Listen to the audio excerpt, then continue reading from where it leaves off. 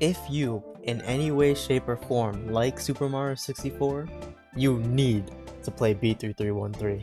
As spoiler-free as I can talk about this game, it's hard to describe what exactly this game is, but one thing's for sure, it's fun. This game takes Mario 64's exploration and quadruples it, which definitely becomes too much for its own good, but that isn't necessarily a bad thing. It takes elements from the beta and replicates it, from Mario's voice,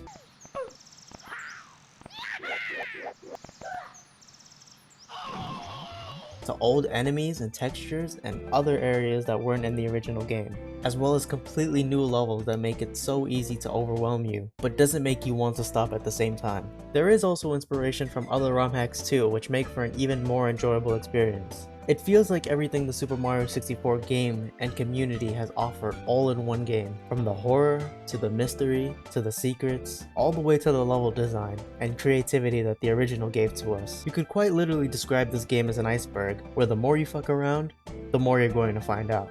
One thing that is absolutely certain about this ROM hack is that everyone will have a different experience and findings from it. I feel like that's exactly how this game is, or to put it in more familiar terms, it's personalized. With that said, from here on out I want to talk about the game and some of my experience so far, so there will be some spoilers. If you want to check out the game, the link will be in the description, and I'll also link a tutorial in case you need help setting up an emulator.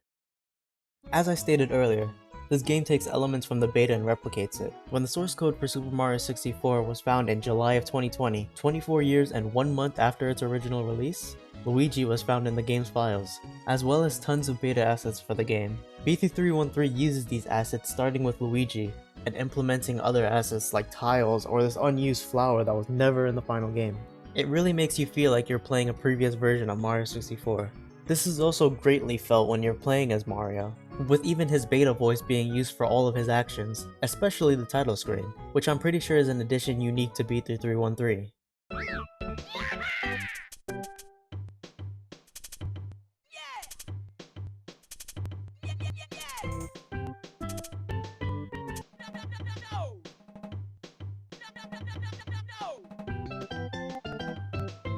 The HUD is also different in some areas, with a power meter in some areas rather than pie pieces with the Mario logo under it. It changes based on where you are, but it's a really nice addition in my opinion. The music is what I believe really gives B3313 the uncomfortable feeling that so many players talk about. Take the castle for example. It starts off normally, but as you traverse and end up in what seems like different versions of the castle, you start to hear different versions of its theme.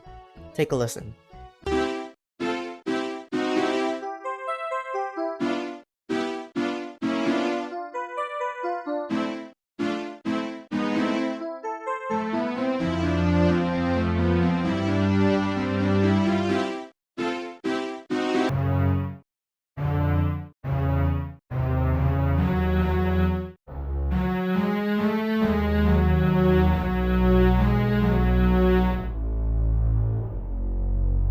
Sometimes you'll be in a completely dark area and there will be ominous and creepy music, giving off the feeling like you're about to be jump scared or are being chased by something, only to lead you nowhere or to leave you to find out what is out there. The most prominent one I saw so far was in the beginning, where Yoshi tells you not to go in the cave, as it's not part of the show. The sign, however, seems to already believe that the player will go through the cave anyway. And he's right! I am the king of fuck around and find out. But you can't go through the cave when you don't have 0 stars. So how did I go through? Well, while going through versions of the castle, I found this little replica of what appears to be the final game's version of the castle grounds. Seems perfectly normal, but using my uncanny ability to fuck around and find out, I ended up jumping into it. And lo and behold, I ended up in the castle grounds, but instead of clear skies and sunshine, I was greeted by fog and a slightly different tone of the birds nearby. Then I went into the cave, and while Big Boo's haunt theme played, I followed the carpet all the way down to the star until I got warped again. I was pretty sure I was gonna die when I heard this theme, but I went straight until I found this sign. It calls Mario a friend and tells him that he takes this game too seriously, and that even though he can turn it off, he's still trapped inside his own walls. Upon thinking about what the sign said a little more, I thought, who is it talking to? Me? Or Mario? Is this even Mario? I haven't seen any other character or sign refer to his name up until this point, so who are we really playing as? But with nowhere to go, I jumped in the hole and ended up back at the normal castle again? Upon entering the castle, there was only one door that leads to a painting, and when I entered, I heard a familiar song.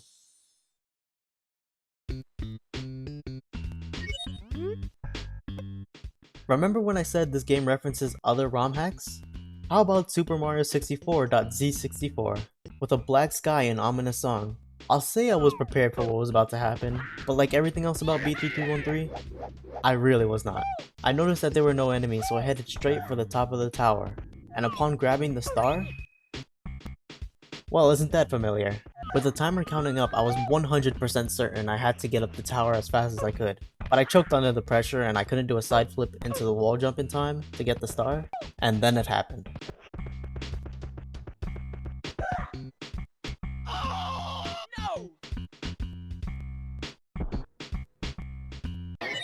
No jump scare at least, but I was still not expecting that. Still, upon trying again, I got the star, and it was a red star. I learned that red stars can expand your movement. I couldn't long jump until I got one of the red stars as well as backflip, but upon getting them I could move better again. It really made me appreciate the movement of Mario 64 and not to take it for granted. There's also a new slide Mario does if you crouch and press the punch button while running. It's pretty cool. With that being said, I returned to the castle, and upon exiting the door, I realized I was locked in with no way out. So I went back into the painting and realized it was the same thing over again. So I just used fast travel to get out of there, and I was back in the castle I was originally in. So using my fuck around ability, I went back into the cave that I was clearly not supposed to do, but this time I actually got the star. And this time, I ended up coming out of the Bob-omb battlefield painting, and into a completely different castle. I could go on and on about this experience, like going through multiple doors and ending up in different versions of the castle, but it's way too much to talk about in this one video, so I'll save that for another time. Another really uncomfortable experience I had was when I was walking around the sinister version of the castle, and I jumped into a little hole in the wall, and ended up what looked to be the secret star from the Jolly Roger Bay room in the original game, with this really unsettling, yet comforting version of the theme song.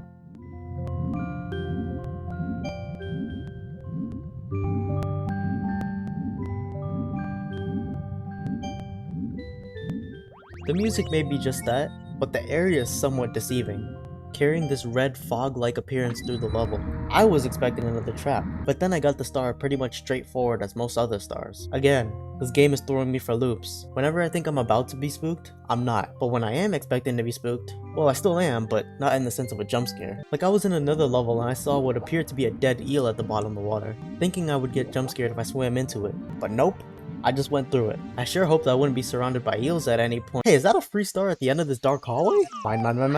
Oh, for fuck's sake. That right there is basically my B3313 experience so far.